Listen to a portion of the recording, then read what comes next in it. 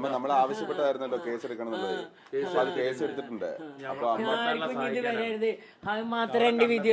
ഒരമ്മക്ക് ഇങ്ങനത്തെ യോഗം ഉണ്ടാവരുത്. ഒരമ്മക്ക് ഇങ്ങനത്തെ യോഗം ആർക്കും സഹിക്കാൻ പറ്റൂല. ഏത് മക്കൾക്കും അമ്മക്കും അച്ഛനും ഇങ്ങനത്തെ ഒരു യോഗം ഉണ്ടാവരുത്. അതാർക്കും സഹിക്കാൻ പറ്റൂല. എനിക്ക് ഞാനൊന്നാൾ അനുഭവിച്ച് ഈ ലോകത്തിൽ ഒരാളും ഇത് അനുഭവിക്കാൻ പാടില്ല. അത് മാത്രമുള്ളൂ എനിക്ക്. ഒരു ലോകത്തിൽ ഒരാൾക്കും ഇനി വിധി കൊടുക്കരുത് ഭഗവാൻ. അത് അതിണ്ടാകാൻ പാടില്ല.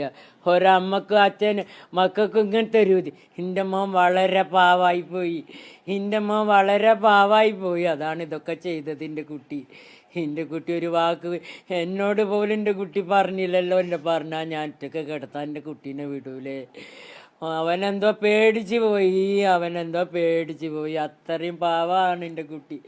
ഇന്ന് വരയ്ക്ക് ഒരു പെണ്ണിനോട് ഒരാളോട് ഒരു മുഖം കറുപ്പിച്ച് ചീത്തത്തരത്തിലൊരു വർത്താനം എൻ്റെ കുട്ടി പറഞ്ഞിട്ടില്ല. ഈ 41 വയസ്സിൻ്റെ ഇടയ്ക്ക് ഇന്ന് വരക്കും ഇന്നറിയണവരും എൻ്റെ കുടുംബക്കാരും എൻ്റെ വീട്ടിലാരും എൻ്റെ അമ്പലത്തിലുള്ള ആൾക്കാരെല്ലാവരും പറയും കന്യൻ്റെ മോൻ നല്ലൊരു മോനാണ്. എല്ലാം കൊണ്ട് എൻ്റെ മോൻ നല്ല സുന്ദരനും നല്ല സ്വഭാവമുള്ളൊരു കുട്ടിയാണെന്ന് എൻ്റെ മോനെ കൊണ്ട് പറയുള്ളൂ. എല്ലാവരും ആരും എൻ്റെ മോനെ കൊണ്ട് അറിയണവരൊക്കെ ആരെക്കൊണ്ട് എൻ്റെ മോനെ അറിയണം ആരും എന്നെ കൊണ്ട് നന്മത് മാത്രമേ എൻ്റെ മോനെക്കൊണ്ട് നന്മ മാത്രമേ പറയുള്ളൂ.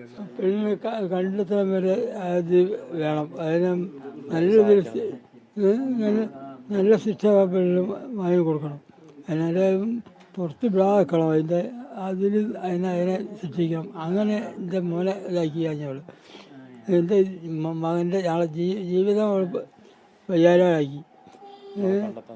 അവളെ കണ്ടെത്താൻ ഉള്ള എല്ലാ സഹകരണങ്ങളും വേണം അവളെ. എന്നിട്ട് വേണ്ട നടപടികൾ എടുത്തിട്ട് മുന്നോട്ട് കൊണ്ടുപോകണം.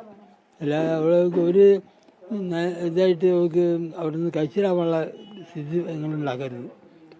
എനിക്ക് പറയാനുള്ളതുള്ളൂ. എനിക്ക് വേറെ ഒന്നും പറയാനൊന്നും കഴിയണില്ല. എൻ്റെ ഇതൊക്കെ പോയി, എല്ലാ കാര്യങ്ങളും പോയി. എൻ്റെ കുട്ടീൻ്റെ ഇതുണ്ട്. ആകെ ഒരൊറ്റ പൈതലുള്ളൂ. ഈ പൈതൽ മാത്രമേ ഞങ്ങളെ നോക്കാനുള്ളൂ. അതിനെളുപ്പം കൊണ്ടുപോയത് ഈ ഒരു പൈതൽ മാത്രമേ ഞങ്ങളെല്ലാ കാര്യങ്ങളും നോക്കാനുള്ളൂ.